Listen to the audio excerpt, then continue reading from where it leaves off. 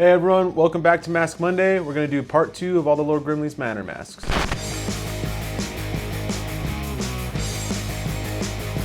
Alright, so we've got lots of clowns, lots of dead things to show you. I'm excited to talk about these different characters. There's a lot of masks, so let's jump right into the clown. To the, the drowned clown. To the drowned clown.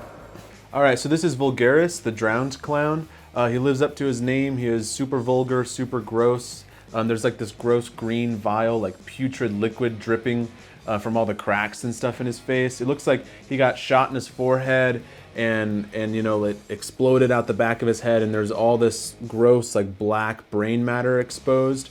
And then from the brain matter and also from his mouth, which is also just pure black, there's this gross like green liquid dripping going down his whole face and all over the place. Facing all over the place. And I love his like kind of classic like clown hair coming out. And the whole mask is really glossy. It looks like it's wet. It's kind of like you don't want to touch it. It's just a very gross, really effective mask. Again, sculpted by Anders Lurch, who sculpts most of the Lord Grimley's masks. He did a great job on this one. It's really creepy.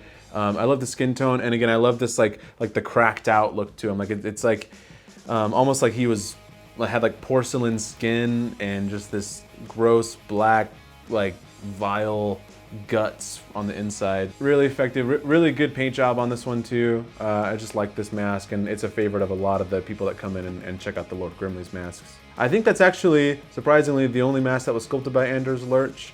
Let's look at one that was sculpted by Jonathan Fuller.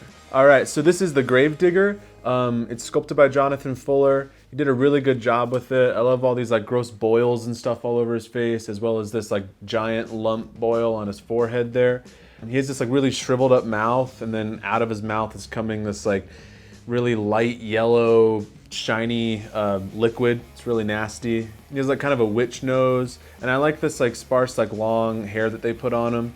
And the paint job is like done really well as well. There's like a lot of little like brown splotchy bits all over, as well as a good speckle technique. And then throughout the entire mask, there's like a bunch of really thin blue and pink lines that look like veins. And he's just really veiny, gross, boily old dude. Another cool thing about this mask is you get a really big bib. You get like a full neck and a big bib as well. And then even in the back, you'll see it's cut up like quite a bit, but that's just because he has such a big chest and back, and there's good like detail and wrinkles and just nastiness all throughout it. It even has touches of these like kind of red blood bursty looking veins, and like the paint job, like he's pink overall, but then he kind of has like a hot pink and brown nasty orangey tone to where all these boils and stuff are. Just like, yeah, really cool mask, pretty creepy. He's kind of gross. So last week, almost all the masks were sculpted by Anders Lurch or Jonathan Fuller. The rest of the masks that we're going to talk about today were sculpted by someone completely different. So let's jump into those. All right, so we've got two clown masks here. They're both sculpted by Chris Vennekamp. In fact, they're the same sculpt. It's just very different paint jobs. This one's called the Midnight Clown. This one's called the Lono Clown. What I really love about the sculpt especially is this like massive underbite, these really spiky teeth. Very nasty, very scary looking. I'm not sure which one I like more. They're both pretty cool, and they're both very affordable. They're like $30 masks. So just get both of them. And this one kind of has like a crow kind of look to it. It's just white with the black, and it doesn't really have any like, you know, like clown makeup type stuff on the eyebrows, whereas this one is very eyebrow heavy with the clown makeup, and it's obviously green.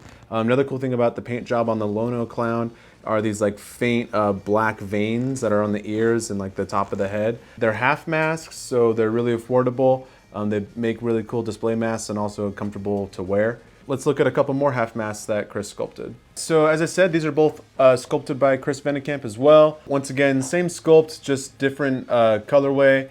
This one obviously is the white version, has white hair and the white hood. And then this one has black hair and the black hood and plains. Speaking of the hood, I really like the material that they chose. It's like this like floral lacy print. It's really thin, very cool. And then it kind of flares up at the top, so you get that kind of like bonnet looking shape to it. All these Lord Grimley's masks kind of look like they're from the same period.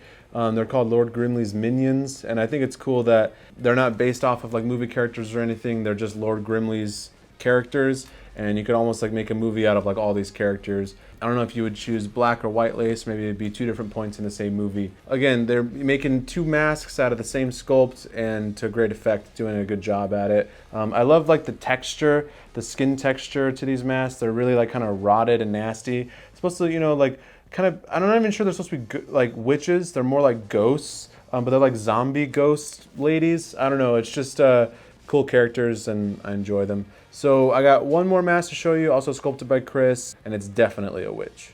All right, this is Perkta the Witch. It's another half mask sculpted by Chris Venekamp, and it also comes with that same like really flowy floral print lacy hood.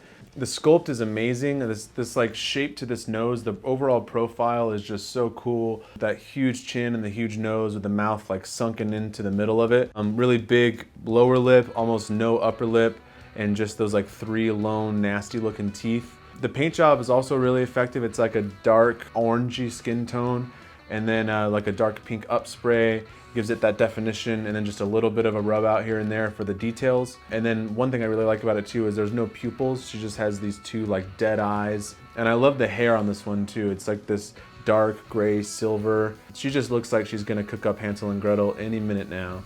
So I love that witch mask. It's really cool. It's probably my favorite of the ones that we talked about, and that's gonna do it for the Lord Grimley's masks. All right, so that's gonna do it for Mask Monday. I hope you enjoyed the rest of the Lord Grimley's masks. I know I did. Let me know in the comments which one was your favorite, and visit us at nightmaretoys.com. We'll see you next week.